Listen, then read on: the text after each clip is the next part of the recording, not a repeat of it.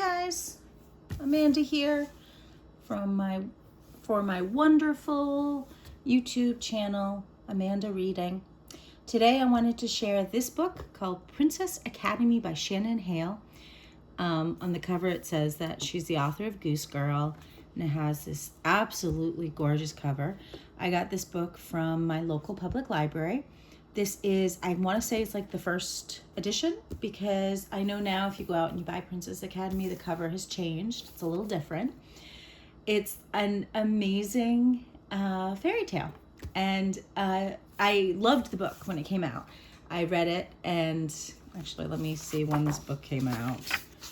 Came out in 2005. And I want to say this is the book that I kind of discovered Shannan Hale. According to the also by, she had out 2 other books, The Goose Girl and The Burning. And I want to say she has at least 20 books out now. I think that's a very conservative number, maybe 30 or 40. She's written a lot of other books. This particular book ended up getting a sequel and then a 3rd book, which I think the series is done. I think it's only a trilogy. But it did take time between the books. It's a story of a country whose there's this rule for the prince of this country to find his bride. I think it's like the soothsayers, or it's somebody figures this out. But it comes out that he has to pick a princess, a girl from a certain region in the kingdom. And this region is up in the mountains. They mine. It's very poor. Nobody ever comes up here. For some reason, it always made me feel a little bit like Heidi, like up in the Alps. But it's decided that the prince is going to pick a bride from this area. And so they make a school, Princess Academy, to teach the eligible girls of the right age how to be a princess, how to be a lady of the court, how to be the queen to marry this prince. And the main character is who you're following the story through, and she's really smart. I don't remember her name. Mary. And she doesn't want to be in the school. She doesn't want to be in the school at all. And some other things happen, and there's a little bit of a conspiracy, and there's some major surprises of what actually happens in this book. What made me fall in love with it, of at least what I remember of it, because again, like I said, I haven't read this book in a while, is Mary's character. I really liked it, and it made me fall in love with the author, so I actually will read anything I can find by Shannan Hale, and that's how I discovered her Princess in Black series that she kind of wrote for her daughter, or I want to say she wrote it for her daughter. I read that someplace. It's an amazing series that I love to do as a read aloud to a class. But this book is another one that I recommend, and let me just stop talking and get right into the first chapter of Princess Academy by Shannan Hale. I hope by listening to the first chapter, it intrigues you to want to pick up this book and read it. At least read to find out what happens next. It starts with a poem, chapter 1. The east says it's dawn, my mouth speaks a yawn, my bed clings to me and begs me to stay. I hear a work song, so say winter is long, I peel myself up and then make away. Mary woke to the sleepy bleating of a goat. The world was as dark as eyes closed, but perhaps the goats could smell dawn seeping through the cracks in the house's stone walls. Though still half asleep, she was aware of the late autumn chill hovering just outside her blanket, and she wanted to curl up tighter and sleep like a bear through frost and night and day. Then she remembered the traders, kicked off her blanket and sat up. Her father believed today was the day their wagons would squeeze up the mountain pass and rumble into the village. This time of year, all the villagers felt the rush for the last trading of the season, to hurry and square off a few more linder blocks and make that much more to trade, that much more to eat during the snow-locked months. Mary longed to help. Wincing at the rustle of her pea-shucked mattress, Mary stood and stepped carefully over her pa and older sister, Marta, sleeping on their pallets.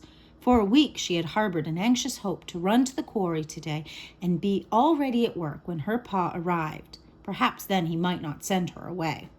She pulled her wool leggings and shirt over her sleep clothes, but she had not yet laced her first boot when the crunch of pea shucks told her that someone else had awakened.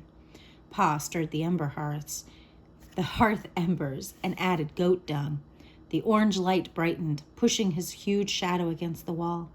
"Is it mornin'?" Marta leaned up on one arm and squinted at the firelight. "Just for me," said their father. He looked to where Mary stood, frozen, one foot in a boot and her hands on the laces. "No," was all he said. "Pa!" Mary stuffed her other foot in its boot and went to him, laces trailing on the dirt floor. She kept her voice casual, as though the idea had just occurred to her. "I thought that with the accidents and bad weather lately, you could use my help just until the traders come." Pa did not say no again, but she could see by the concentrated way he pulled on his boots that he meant it. From outside wafted one of the chanting songs the workers sang as they walked to the quarry. "I hear a work song, say winter is long." The sound came closer, and with it an insistence that it was time to join in. Hurry, hurry, before the workers passed by, before snow encased the mountain inside winter. The sound made Mary's heart feel squeezed between two stones. It was a unifying song, and one that she was not invited to join. Embarrassed to have shown she wanted to go, Mary shrugged and said, "Oh, well." She grabbed the last onion from the barrel, cut off a slice of brown goat cheese, and handed the food to her father as he opened the door. "Thank you, my flower. If the traders come today, make me proud." He kissed the top of her head and was singing with the others before he reached them. Her throat burned. She would make him proud. Marta helped Mary do the inside chores, sweeping the hearth and banking the coals, laying the fresh goat dung out to dry, adding more water to the salt pork soaking for dinner. As Marta sang, Mary chatted about nothing, never mentioning their pa's refusal to let her work. But gloom hung heavy on her like wet clothes, and she wanted to laugh and shake it off. "Last week I was passing by Benna's house," said Mary, "and her ancient grandfather was sitting outside. I was watching him, amazed that he didn't seem bothered by a fly that was buzzing around his face, when, smack, he squashed it right up against his mouth." Marta cringed. "But Marta, he left it there," said Mary. "This dead fly stuck just under his nose. And when he saw me, he said, 'Good evening, miss,' and the fly—" Mary's stomach cramped from trying to keep speaking through a laugh. "The fly wobbled when he moved his mouth, and just then its little crushed wing lifted straight up as if it was waving hello to me, too." Marta always said she could not resist Mary's low, throaty laugh, and defied the mountain itself not to rumble as well. But Mary liked her sister's laugh better than a belly full of soup. At the sound, her heart felt lighter. They chased the goats out of the house and milked the nannies in the tight chill of morning. It was cold on top of their mountain in anticipation of winter, but the air was loosened by a breeze coming up from a valley. The sky changed from pink to yellow to blue with the rising sun, but Mary's attention kept shifting to the west and the road from the lowlands. "I've decided to trade with Enric again," said Mary, "and I'm set on wrestling something extra out of him. Wouldn't that be a feat?" Marta smiled, humming. Mary recognized the tune as one of the quarry workers sang when dragging stones out of the pit. Singing helped them to tug in rhythm. "Maybe extra barley or saltfish," said Mary. "Or honey," said Marta. "Even better." Her mouth watered at the thought of hot sweet cakes, honeyed nuts for a holiday, and a bit saved to drizzle on biscuits some bleak winter's evening.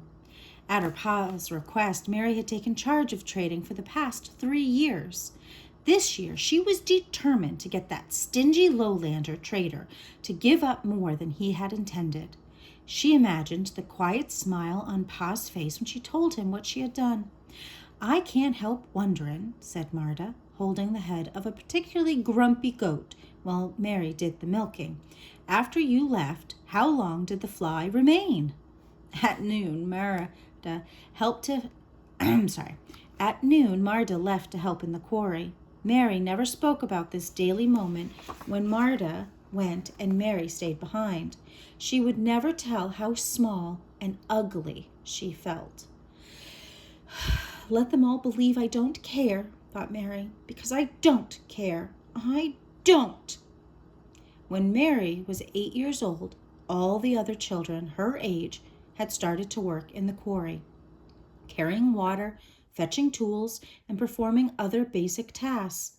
When she had asked her pa why she could not, he had taken her in his arms, kissed the top of her head, and rocked her with such love. Excuse me. She knew she would leap across mountaintops if he asked it. Then, in his mild, low voice, he said, "You are never to set foot in the quarry, my flower." She had not asked him why again. Mary had been tiny from birth, and at age 14 was smaller than girls years younger. There was a saying in the village that when something was thought to be useless, it was skinnier than a lowlander's arm. Whenever Mary heard it, she wanted to dig a hole in the rocks and crawl deep and out of sight. "Useless," she said with a laugh. It still stung, but she liked to pretend even to herself that she did not care. Mary led the goats up a slope behind their house to the only patches of grass still long. By winter, the village goats worked the hilltop grasses down to stubble. In the village itself, no green things grew. Rock debris was strewn and stacked and piled deeper than Mary could dig, and scree littered the slopes that touched the village lines. It was the cost of living beside a quarry. Mary heard the lowlander traders complain, but she was accustomed to the heaps of rock clippings underfoot, fine white dust in the air, and mallets beating out the sound of the mountain's heartbeat. Linder. It was the mountain's only crop. Her village's one means of livelihood. Over centuries, whenever one quarry ran out of linder, the villagers dug a new one, moving the village of Mount Eskel into the old quarry. Each of the mountain's quarries had produced slight variations on the brilliant white stone. They had mined linder marbled with pale veins of pink, blue, green, and now silver. Mary tethered the goats to a twisted tree, sat on the shorn grass, and plucked one of the tiny pink flowers that bloomed out of the cracks in the rocks. A Mary flower. The linder of the current quarry had been uncovered the day she was born, and her father had wanted to name her after the stone. "This bed of linder is the most beautiful yet," he had told her mother, "pure white with streaks of silver." But in the story that Mary had pulled out of her pa many times, her mother had refused. "I don't want a daughter named after a stone," she had said, choosing instead to name her Mary after the flowers that conquered the rock and climbed to face the sun. Pa had said that despite pain and weakness after giving birth, her mother would not let go of her tiny baby. A week later, her mother had died. Though Mary had no memory of it save what she created in her imagination, she thought of that week when she was held by her mother as the most precious thing she owned, and she kept the idea of it tight to her heart. Mary twirled the flower between her fingers, and the thin petals snapped off and dropped into the breeze. Folk wisdom said she could make a wish if all the petals fell in one twirl. What could she wish for? She looked to the east, where the yellow-green slopes and flat places of Mount Eskel climbed into the gray-blue peak. To the north, a chain of mountains bounded away into forever, purple, blue, then gray. She could not see the horizon to the south, where somewhere an ocean unfolded mysterious. To the west was the trader road that led to the pass and eventually to the lowlands and the rest of the kingdom. She could not imagine life in the lowlands any more than she could visualize an ocean. Below her, the quarry was a jangle of odd, rectangular shapes, blocks half exposed, men and women working with wedges and mallets to free chunks from the mountain, levers to lift them out, and chisels to square them straight. Even from her hilltop, Mary could hear the chanting songs and the rhythms of the mallet, chisel, and lever, the sounds overlapping, the vibrations stirring the ground where she sat. A tingle in her mind and a sense of daughter, one of the quarry women, came with a faint command, lighten the blow. Quarry speech. Mary leaned forward at the feel of it, wanting to hear more. The workers used this way of talking without speaking aloud, so they could be heard despite the clay plugs they wore in their ears and the deafening blows of the mallets. The voice of quarry speech worked only in the quarry itself, but Mary could sometimes sense the echoes when she sat nearby. She did not understand how it worked exactly, but had heard a quarry worker say that all their pounding and singing stored up rhythm in the mountain. Then, when they needed to speak to another person, the mountain used the rhythm to carry the message for them. Just now, daughter must have been telling another quarrier to lighten his strike on a wedge. How wonderful it would be, Mary thought, to sing in time, to call out in quarry speech to a friend working on another ledge, to share in the work. The Mary stem began to go limp in her fingers. What could she wish for? To be as tall as a tree, to have arms like her pa, to have an ear to hear the linder ripe for the harvest, and the power to pull it loose. But wishing for impossible things seemed an insult to the Mary flower and a slight against the God who made it. For amusement, she filled herself with impossible wishes. Her ma alive again, boots no rock shard could poke through, honey instead of snow, to somehow be as useful to the village as her own pa. A frantic bleating pulled her attention to the base of her slope. A boy of 15 pursued a loose goat through the knee-deep stream. He was tall and lean, with a head of tawny curls and limbs still brown from the summer sun. Peter. Normally she would shout hello, but over the past year a strange feeling had come itching into Mary, and now she was more likely to hide from him than flick pebbles at his backside. She had begun to notice things about him lately, like the pale hair on his tanned arm and the line between his brows that deepened whenever he was perplexed. She liked those things. It made Mary wonder if he noticed her too. She looked from the bald head of the Mary flower down to Peter's straw-covered hair and wanted something that she was afraid to speak. I wish, she whispered. Did she dare? I wish that Peter and I... A horn blast echoed so suddenly against the cliffs that Mary dropped the flower stem. The village did not have a horn, so that meant lowlanders. She hated to respond to the lowlander's trumpet like an animal to the whistle, but curiosity overcame her pride. She grabbed the tethers and wrestled the goats down the slope. Mary! Peter jogged up beside her, pulling his goats after him. She hoped her face was not smudged with dirt. Hello, Peter. Why aren't you in the quarry? In most families, care of the goats and rabbits was performed only by those too young or too old to work in the quarry. My sister wanted to learn wedge work, and my grandmother was feeling sore in the bones, so my ma asked me to take a turn with the goats. Do you know what the trumpeting is about? Traders, I guess, but why the fanfare? You know lowlanders, said Peter. They're so important. Maybe one had some gas and they trumpeted so the whole world would know the good news. He smiled in his way, with the right side of his mouth pulling up higher than the left. Their goats were bleating at one another like little children arguing. Oh, really? Is that so? Mary asked the lead goat as if she understood their talk. What? Said Peter. Your nanny there said the stream was so cold it scared her milk right up into her mutton chops. Peter laughed, stirring in her a desire to say something more, something clever and wonderful. But the wanting startled all her thoughts away, so she clamped her mouth shut before she could say something stupid. They stopped at Mary's house to tie up the goats. Peter tried to help by taking all the tethers, but the goats started to butt one another, and the leads tangled, and suddenly Peter's ankles were bound. Wait! Stop! He said, and fell to the ground. Mary stepped in to try to help and soon found herself sprawled beside him, laughing. We are cooked in the goat stew. There's no saving us now." When they were finally untangled and standing upright, Mary had an impulse to lean forward and kiss his cheek. The urge shocked her, and she stood there, dumb and embarrassed.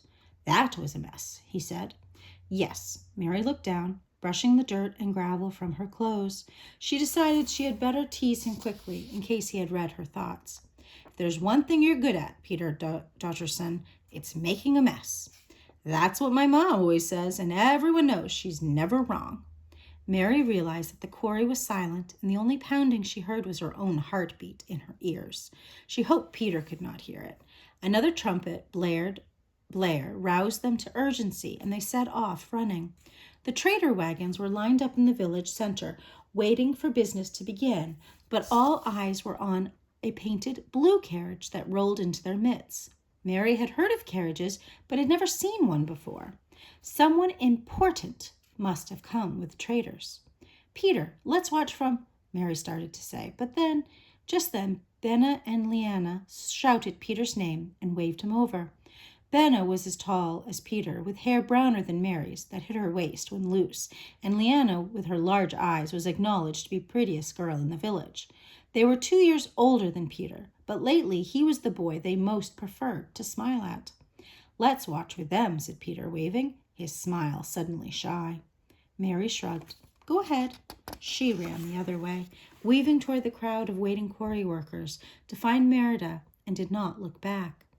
"Who do you think it could be?" asked Marta, stepping closer to Mary as soon as she approached. Even in a large group, Marta felt anxious standing alone.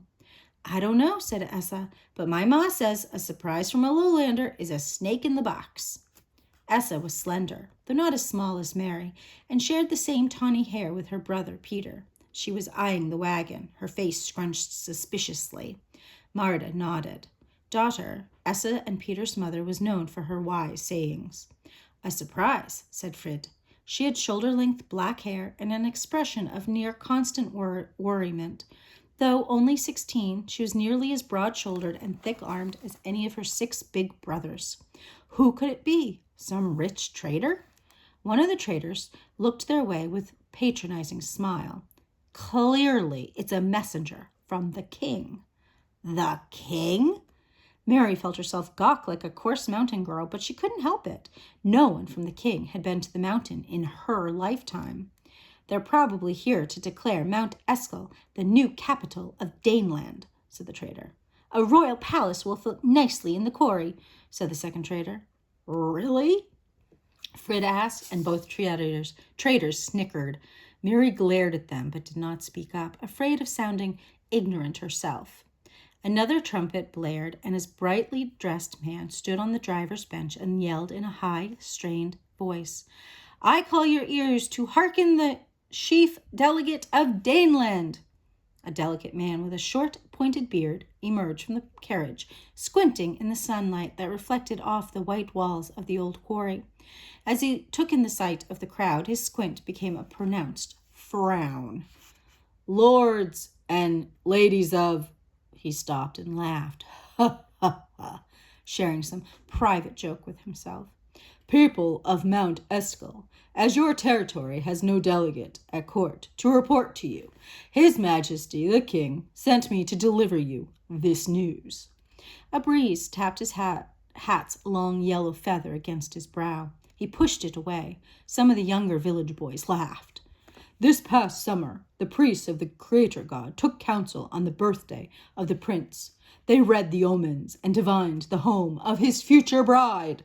All signs indicate Mount Eskel." The chief delegate paused, seemingly waited for a response, though what kind Mary had no notion. A cheer? A boo? He sighed, and his voice went higher. "Are you so remote that you don't know the customs of your own people?" Mary wished that she could shout out just the right answer, but like her neighbors, she was silent. A few traders chuckled. "This has long been a Danelander custom," said the chief delegate, pushing the wind-beaten feather away from his face. "After days of fasting and supplication, the priests perform a rite to divine which city or town is the home of the future princess." Then the prince meets all the noble daughters of that place and chooses his bride. You may be certain that the pronouncement of Mount Eskel shocked many Danelanders. But who are we to argue with the priests of the Creator God? From the tightness of his tone, Mary guessed that he had indeed tried to argue with the priests of the Creator God and failed.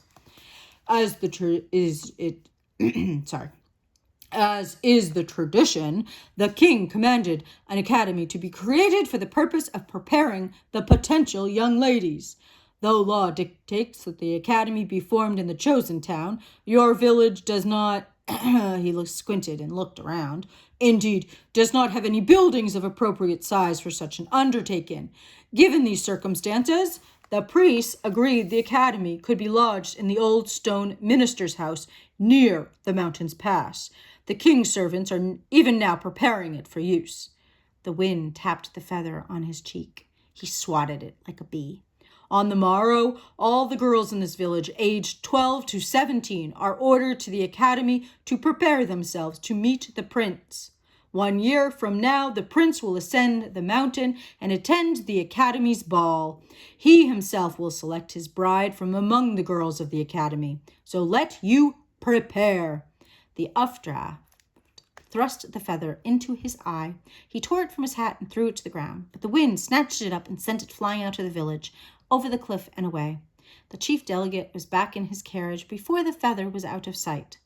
Snake in a box, said Mary. End of chapter 1. Oh, makes me want to continue reading. This book came out in 2005. I read it when it came out, and I know I've read it at least one time since then, but not for a while, not for a good while, not longer than I remember the details. I remember what happens. I remember the ending, but I don't remember all the details. But I really enjoyed reading that chapter to you guys. I hope that it intrigued you, and I know this was a much longer chapter. It was longer than I remember too. But again, it's Princess Academy. I just read you the first chapter. It's written by Shannan Hale. I hope you guys have happy reading. And don't forget to hit the like and subscribe button to my channel, Amanda Reading, if you liked this one and you want to hear more. Happy reading!